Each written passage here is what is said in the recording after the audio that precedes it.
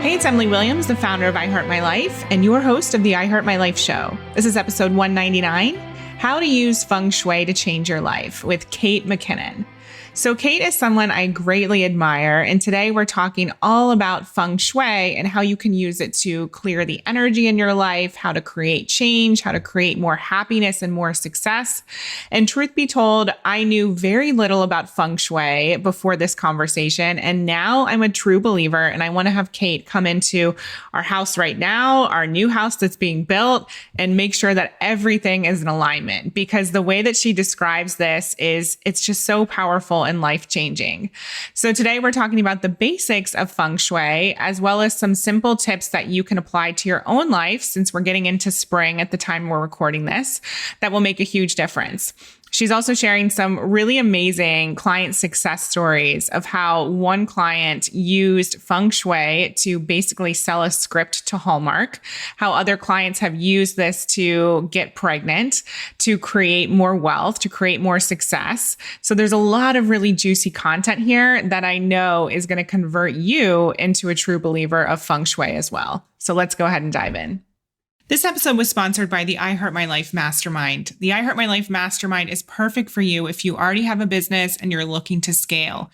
We cover tons of different topics. We cover marketing strategy, revenue planning, team, processes, everything you need in terms of mindset, high performance, really taking care of yourself as well as your business, events, publicity. We literally have 7 coaches under one umbrella to support you and give you the answers to all of your burning questions. We host regular weekly workshops where you get your personal questions answered. We have retreats. You have a private Slack channel where you get to ask questions 24/7. You have an extensive resource bank that helps you put in place our cash method in your own business, and much, much more. This is one of the most inventive programs around. I don't know anyone else offering the service that we provide. So if you are interested in growing your business and transforming your life, definitely book a call with us to learn more. Go to iheartmylifebooking.com and learn more about the I Heart My Life Mastermind. So welcome to the show, Kate. I'm excited to have you here and talk more about your incredible work and your story. I am so happy to be here, Emily. I'm so excited. Can't wait. Love it. So why don't you take us back? We always say that there's a story behind the success. Take us back to where it all began. All right. Yeah, way back. I believe there's always a story too. In thinking about it, I think really goes all the way back to when I was very young, and I was I had 3 older brothers. My mother actually passed away when I was 4. My dad remarried, and the younger sister and brother. But I was always the responsible one. There were 2 parts. So I was always very responsible. I was already a good kid. I did well in school. I helped out. And with my brothers, I learned early on that I needed to have a voice. I needed to step up. My dad was a doctor, so he would hold court. And so I had to learn as a woman and as a young girl how to get my voice out there and how to speak up and really kind of assert myself. But it also gave me a certain amount of competitiveness, because in order to be with my brothers, I always had to be as good, if not better. So there was that sort of going on. And I also say that, I grew up in the age of the 60s and 70s. So the feminist movement was going on. And so I was actually very influenced by that. So early on, I tell this one story because it really kind of places it for me. When I was in high school, and there were a lot of things like what girls could and could not do. And I would always question them, even with my mother and, my brothers. But I remember wanting to take physics, and my guidance counselor said, girls don't take physics. And I said, why not? Is it written somewhere? And she said, no, girls take chemistry and boys take physics. And I said, well, I'm not good at memorizing. I'm not really interested in learning chemistry. I'm interested in physics. And so I ended up taking physics just because I asked. And so my lab partner, Patty, we were the only 2 girls in the physics class. And we, of course, aced it. And I sort of tell that story because that was kind of how I lived my life. I was never really overly aggressive, but I would just sort of ask and say, why not? It didn't make sense to me. And that's kind of how I am. And so early on, I took care of my family a lot. I was very responsible. And when I went away to school, I went to a progressive women's school where there was a lot about leadership. And so I was always drawn to these things for women leadership. And I was also always an artist. I meant to say that because that was an important piece. Those couple of pieces where I was an artist, I wanted to go to art school. My parents said, no, I needed to get a liberal arts education. And so I did. And I took art on the side, and I became a psychology major. And when I graduated college, I thought I was going to be a therapist or a dean of a college. And my very, very first job was, it was pivotal in my story. These all things kind of came together where I worked at Barnard College, and I was thinking, oh, I'll be able to go to teachers college and get a higher administration, education, graduate school.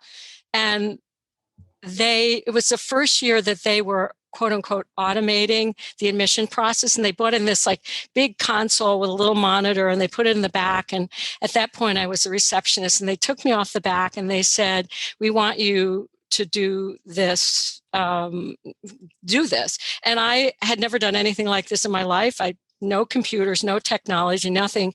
And I discovered on that word processor that everything I ever learned about technology, I learned on that word processor. And I learned it myself. I did it. We had a successful year. And what got touched in me was in New York City, I also discovered a thing called commercial art, graphics art. And I decided to leave that job at Barnard and freelance as a graphic artist and a word processing operator. So I would support myself by doing the word processing, and I learned graphic arts, and I became a graphic artist, and I loved it. I thought of myself as a consultant, and here I was a temp, and I'd show up and I'd be like, how can I serve you? How can I be of value to people? They're thinking they're just going to put me in a desk and I'm going to do the work. And I ended up working for this woman who became my mentor. And this is another important piece of my story. I found people along the way to really support and mentor me. And I worked for this large company. It's called Schlumberger. It's an oil field services company in New York City, and in the legal department. And she recognized my talent, and she hired me as a temp, and she kept me going. She supported my doing part-time graphics, part-time work there, to the point where the job grew to where they wanted to create it a full-time job. So basically my work created a full-time job. And then she said, you have to make a decision between doing this or your graphics. And I always say I'm the age of Stephen Jobs and Bill Gates. So as their careers went, so my career in technology, and it just like went, whoosh, took off. And again, this was no sense that I had math aptitude, I had science, this whole thing about STEM, I didn't know anything about that. I just kept following what was calling me, what was next. So that led, eventually my boss said, you're really great. There's no room for you to grow here. I'm going to, basically after 7 years, she said, you need to go find a job in a bank. They hire people like you. And so I ended up getting hired by JP Chase. Now, none of this was on my horizon at all, none of it. And so I worked at JP Chase in technology, but there was always this part that I wasn't doing my art. And so I continued to do art on the side. And so I was doing the technology and art on the side. And long story short, I had a great career at JP Chase, both as I started as an employee, and then I started my own management technology company, and they kept hiring me back. And at a certain point, I went on a business trip to Hong Kong, and I was working with a coach, and I was searching for what was my purpose. Like, this was all great career, made a lot of money, traveled all over the world. It was great, but I felt like that spiritual, artistic part of me was missing something. And I went on I was working with this coach, and she asked me what I thought about at night when I went to sleep at 7. And I said, rearranging people's homes and buying furniture for my best friend's dollhouse. To which she replied, have you ever heard of Feng Shui? And I had not. And so she said, well, when you go to Hong Kong on your business trip, why don't you take a bus tour? So I did. And I saw the home of Hong Kong through the eyes of Feng Shui, and it just called to me. And that was the beginning of this learning. I studied with a Feng Shui master, His Holiness Grandmaster Professor Lin Yun, and started to have this dual career, right? It's like my life of this duality between the artist and the system. So I had my job at Chase, and I continued, I learned, I became trained as a certified Feng Shui practitioner. And I did both of those until 3 years ago. I decided it was time to go full time, because honestly, it was my calling, and I thought, I'm not getting any younger, and I want to go do this thing and do it fully. So that's the long story of my career to where I am today, now with a full-time online Feng Shui business.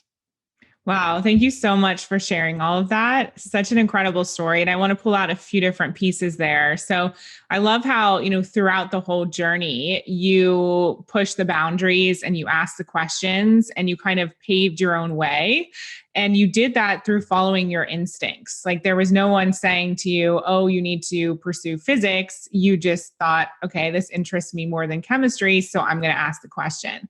And I think that's so important to all of us as a reminder of, how instinctual we are and how that can actually lead us in the direction we're meant to go.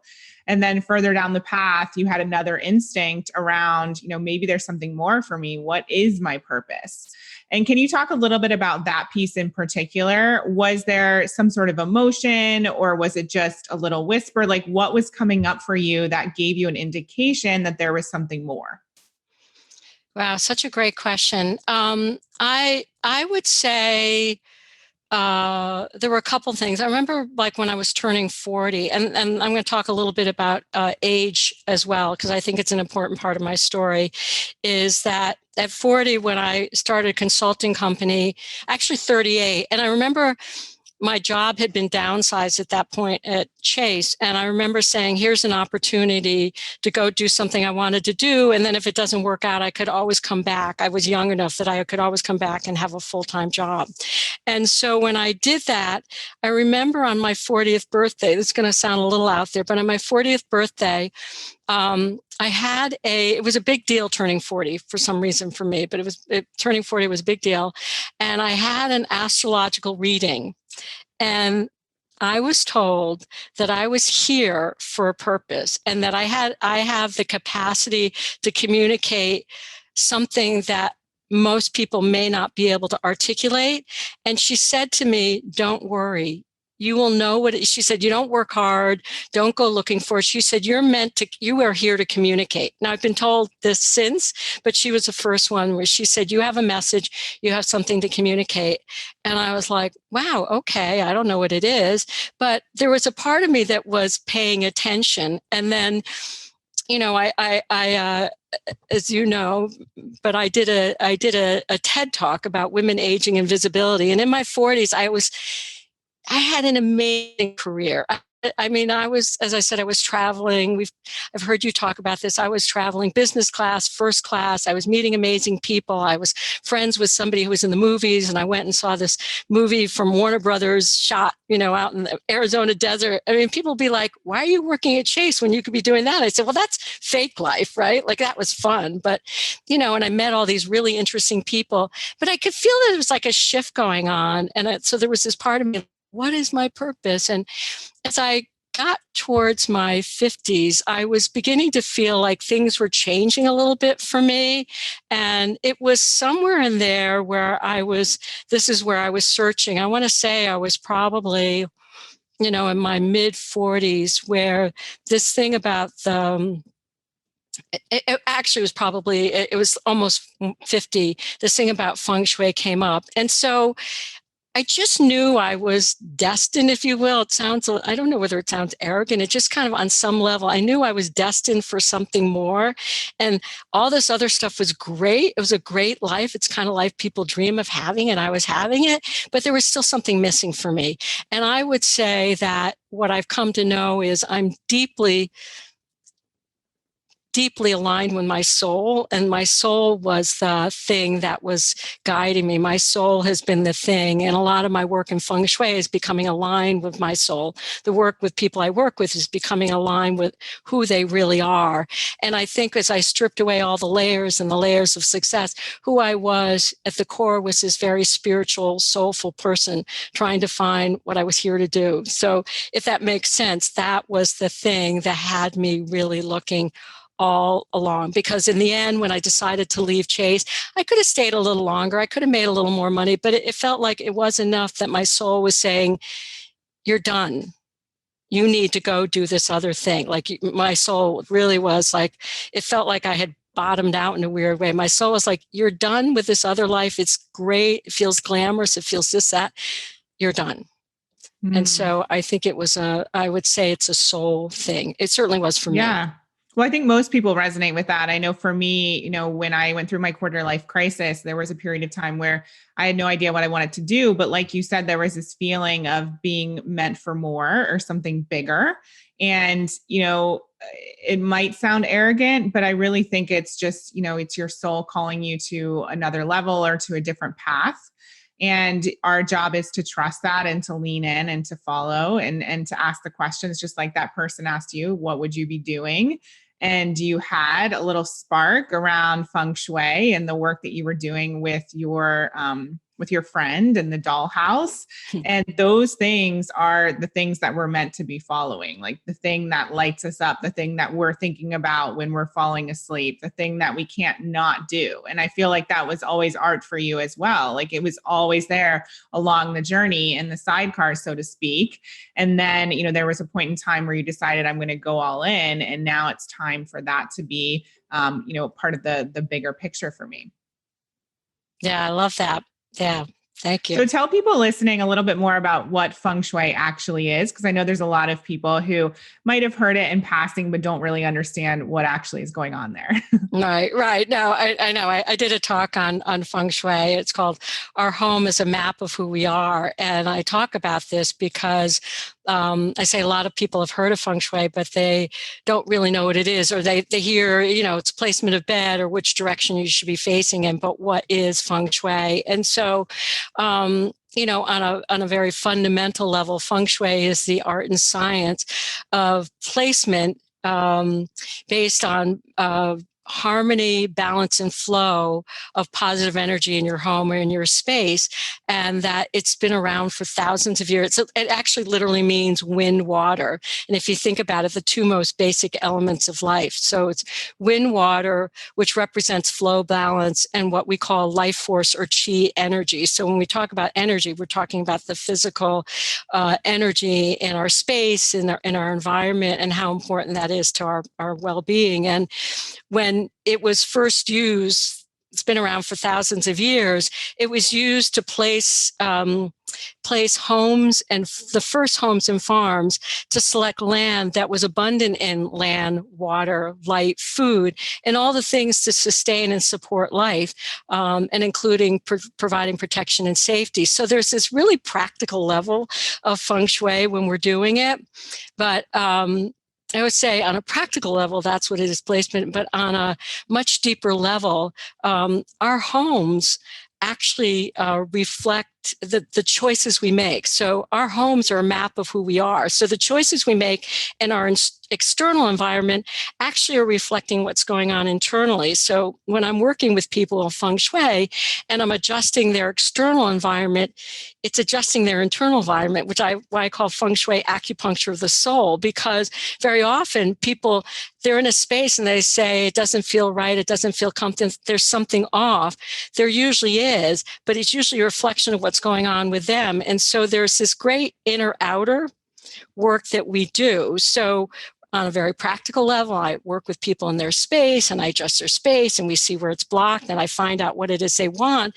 And then I take all that information together and I'm able to provide them. We use a bagua it's a compass called a bagua that provides a map of their space to say, this is what we need to do with your home.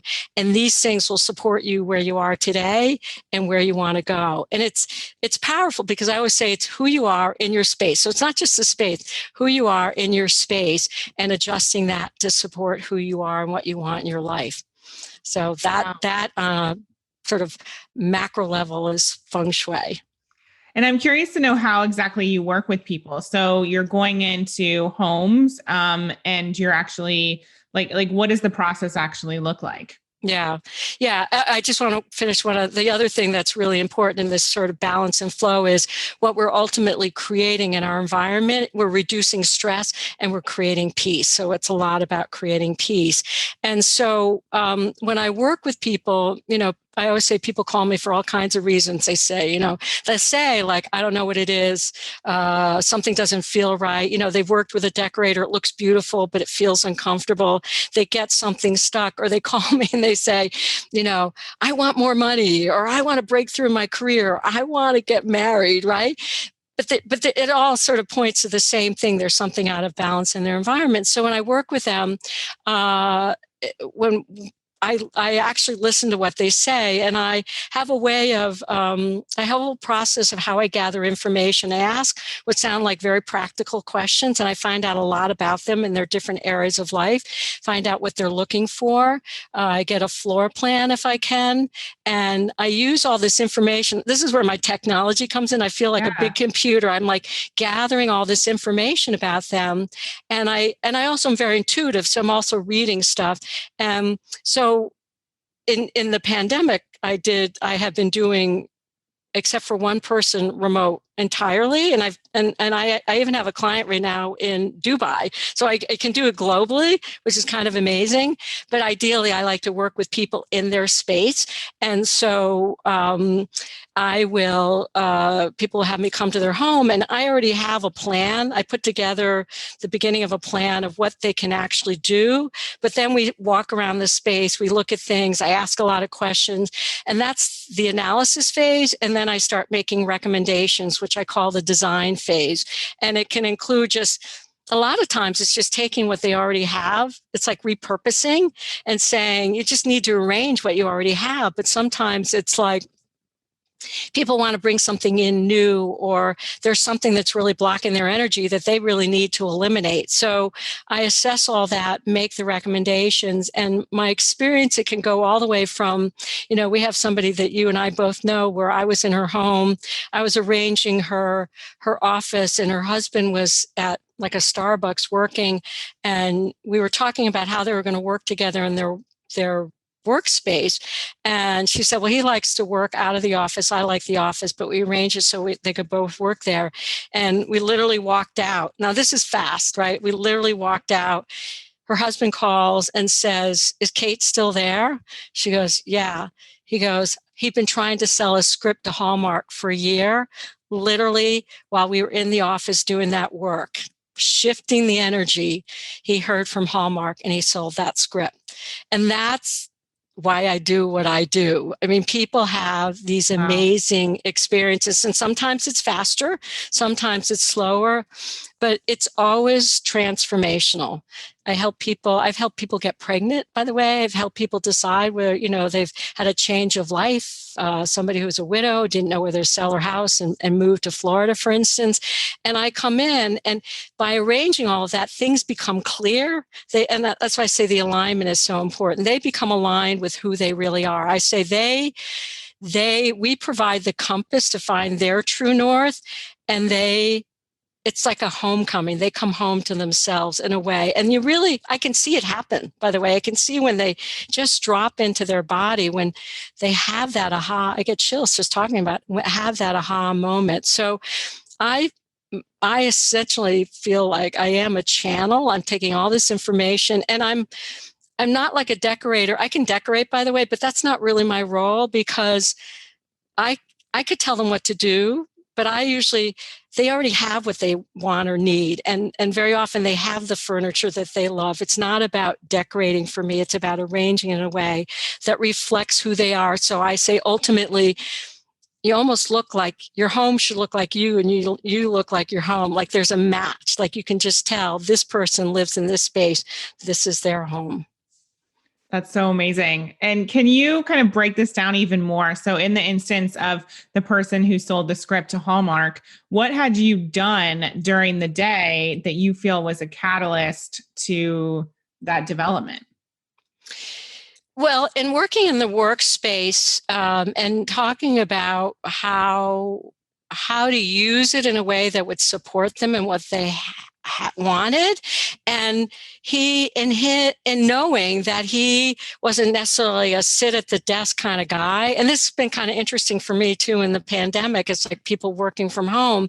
Not everybody wants to sit at a desk. And so we created in working there to say, my client definitely sits at a desk, and that's where she runs her business, but he doesn't necessarily sit at a desk. So I created a space where he could be in that office. He could work it if he wanted to, but he didn't have to. And that to me was creating space for him to allow the way he worked and allow the way she worked in the same office. So he had a place to sit if he wanted. He had a place to work, but he also had a place to go to because he liked being in all the noise and everything like that. Like I love it too, but that has a special place. And then it's like having a place he could come home to. And there was something in that again supported him and her, and they were both satisfied, even though he wasn't physically there. What I got was we tuned into what was right for him. So I was supporting both of them, and it created this nice harmony, if you will, for them to have what they both want in the same space.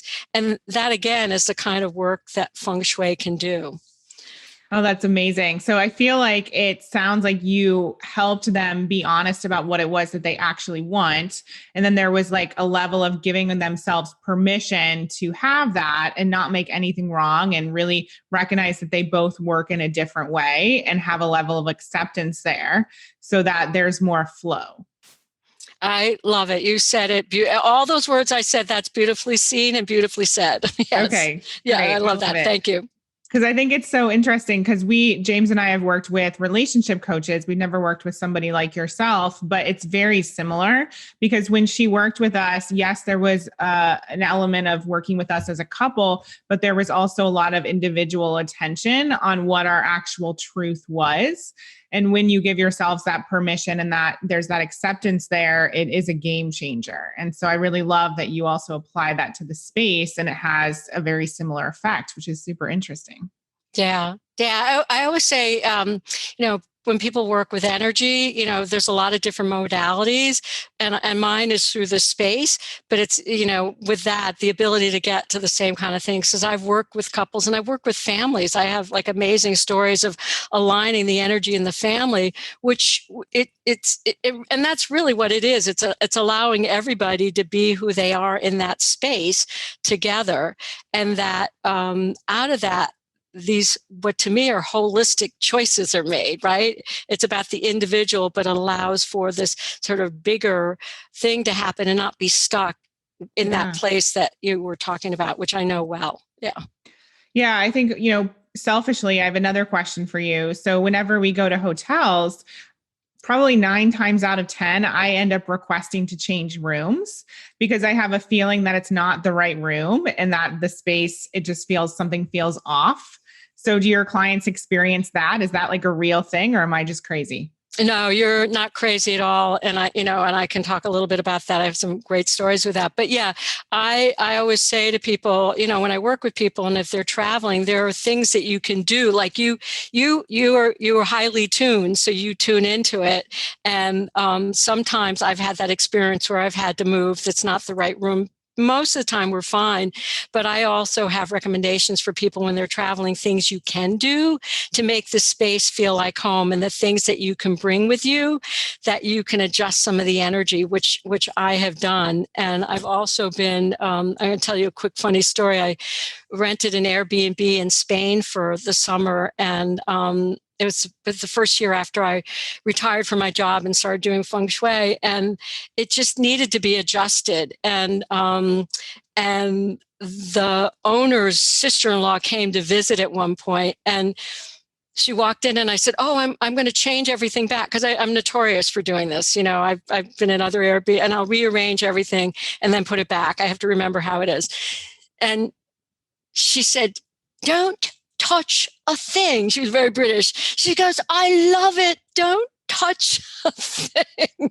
It was so funny. She's like, "I never seen it look so good." It was sort of very, very funny. But yeah, I am notorious for doing that. And I think you're absolutely right on. You just get it.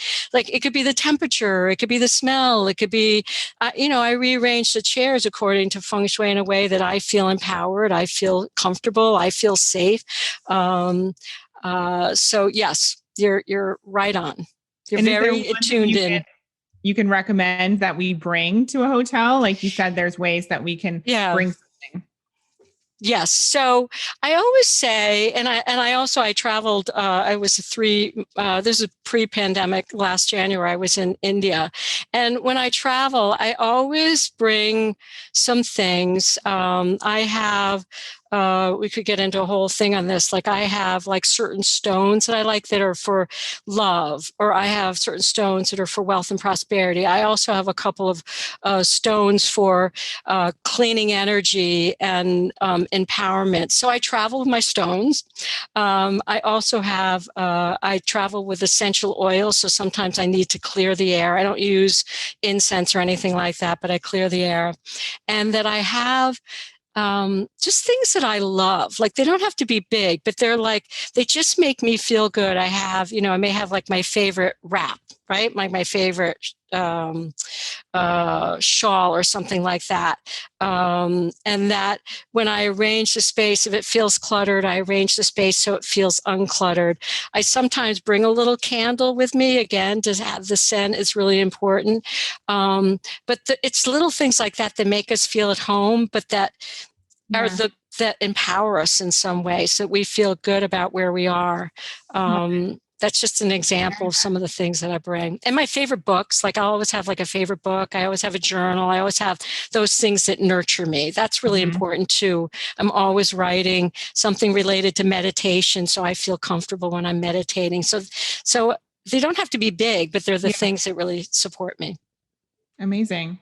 And I know you wanted to share, since we're getting into springtime at the time we're recording this, that there are a few things people can do to kind of transform their space or ready it for spring. Can you talk a little bit about that?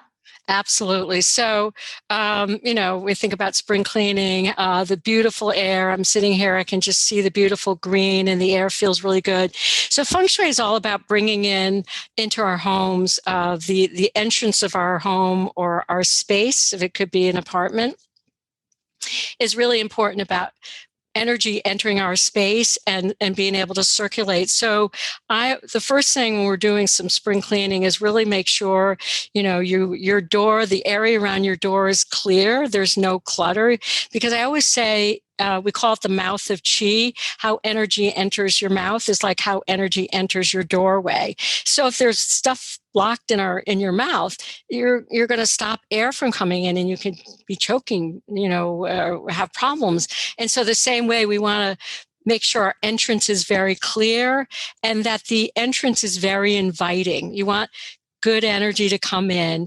And so we always talk about, there's the three pillars. It's the entrance, there's the bedroom, and there's the kitchen we always talk about. So the other thing when you're spring cleaning is to really, I think, do a thorough cleaning, but bring some of that live energy and bring some plants into your house if you don't have them. Again, I like essential oils. When I clean, I make sure that I clear the energy with oils and clear the energy. This feels really good.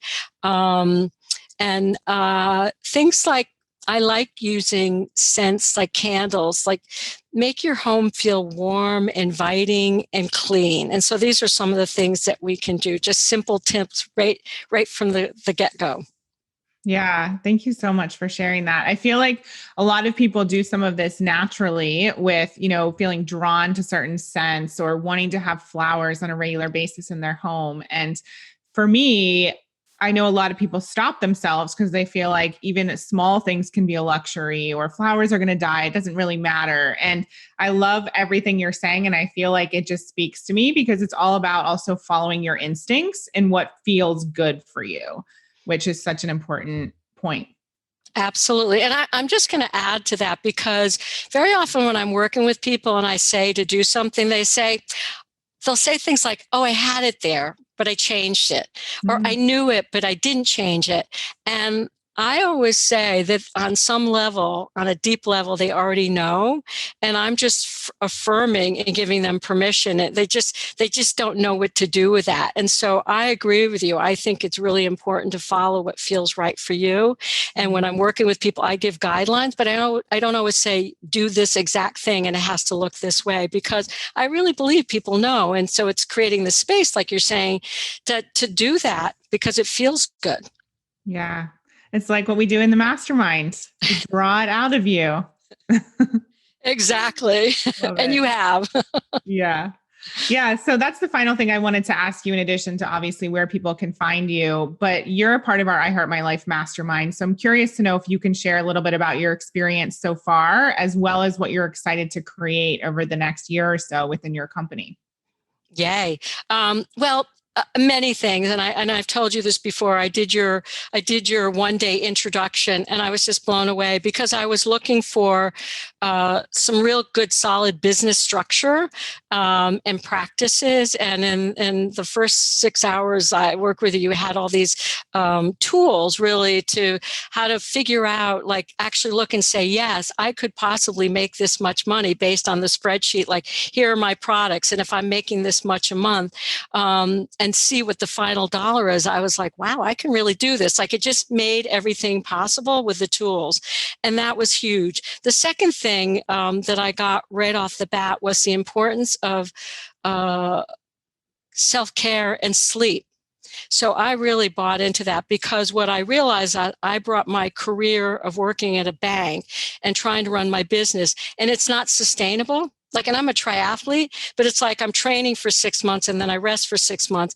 This is, I'm training ongoingly, right, for a lifetime. And to learn how to do that. So there's the work and the rest and the balance and how important sleep is. And that has been huge for me. Huge. And then a couple other things, the prosperity. I've been doing the dynamic laws of prosperity. And in that, I think it was with you in a conversation where I said, somebody had reached, I was thinking I need help. Like, also, we can't do a business by ourselves. I've been trying to do it myself and I just can't do everything. So we learn about sort of identifying what are those things I should be doing and having other people on a team to help us do those things that really aren't the best use of our time if we're out trying to, generate a business. And I think I even said, somebody reached out to say she wanted to be my assistant. And it was like, and sort of like the question is, hire her. And I was afraid of spending the money. And I spent the money, and it's been the best investment for me. It's been amazing. So that's been huge for me. And working with, you have such a great team and people who are experts in, the accountability and the social media. In the beginning, I wasn't really sure what to do, but what I've come out of are a couple things. One, I have this vision. In some ways, I want to bring what I do back to the corporate world, because I am in some ways a very corporate person. It's so interesting. I have this very spiritual being, but I love my work in the corporate world. But to come back doing what I do now, and I see a couple things like, I'm thinking about a health and wellness program, but more immediate, that's a little bit bigger, but more immediate is the idea of what I've seen during the pandemic and through really you and James and your coaches, working with people working at home And I actually was looking to work with a hospital. I was kind of got interested in bringing Feng Shui to hospitals. And one of the things that they said, they had designers for their offices and conference rooms and stuff like that. But I was told that what we could use, say, is a webinar for the doctors to be working from home. And I had also thought about creating what I would call a concierge service. Like maybe I could provide, I could be hired by some of the people who work for companies because they're not going to be working at home and they're not going to be in the office, and they need a space that supports them to be, productive and effective and efficient. And so I'm looking to do that. And so I'm looking to build a webinar, and I'm getting ready to go out and start talking to some people about my ideas who I know in the industry, right? And I know in corporate industry. And that all came out of the work with working with you. Like that suddenly became a possibility that I didn't see before. Well, it's been an honor to work with you. You're incredible. And I'm so excited about your next steps, and all the people are going to get supported by you and feel that huge shift by this incredible work that you're doing. Thank you so much. It's my honor too. Thank you. And so where can people find you online, Kate? Yes. So my website is Kate-MacKinnon, MacKinnon.com. And on there, you can contact me, email if you're interested in finding out more about Feng Shui.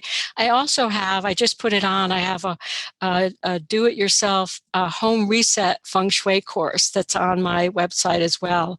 And you can also sign up for my newsletter, which I have free, easy 9 Feng Shui tips. So, and I'm also on Instagram, Feng Shui Kate, and LinkedIn and Twitter, Feng Shui Kate. Love it. And final question we ask all of our guests here: what is one way that people can create a life better than their dreams? Wow, what a great question. I would just say, based on my own experience, if there's something out there that you think is impossible, but you really want, I think that's the thing you go for, right? Like sometimes we're scared we think that, and we think that that's the fear is the reason why we shouldn't do it. And I've learned in my own experience, the fear is the reason why I should do it, because it's the thing that I really want. I may not know how to do that, but to follow that voice, kind of like we were talking about in the very beginning, because I think that's where the gold is. That's where the learning is. That's where the stretching is. And that's where the possibilities are. So that's what I would offer. Beautiful. Yeah. Desire is just leading us towards more life. Love it. Right. Thank you so much for your time, Kate. This has been incredible. I think we could do like another few episodes together at some point, because there's so much to teach people on this topic. And I love it. So thank you so much for bringing your wisdom and your energy to the show. Thank you, Emily. It's been a total pleasure. Thank you for having me. You're welcome. I hope you loved today's episode. As you heard, Kate is an incredible member of our I Heart My Life Mastermind. At one point, she didn't think that she needed support. She thought she could do this success thing herself and not actually need coaching or anyone helping her along the way. But she quickly realized that she's going to reach her goals so much faster if she has a whole team of experts in her corner. And that's exactly what the I Heart My Life Mastermind will provide for you: a team of 8 different experts to support you, plus a whole community of like-minded women who all cheer you along and support you in going to the next level as you grow your business and transform your life. So if you're looking for more information, go to iheartmylife.com/mastermind. We hope you loved this episode. Thank you so much for being an avid listener of the I Heart My Life show. Take a second and leave a review. It would mean so much to us, and we read all of them. And for further inspiration and life and business tips about creating a life that you love and achieving massive success, definitely follow us at iHeartMyLife on Instagram and at iHeartMyLifeNow on Facebook. See you next time.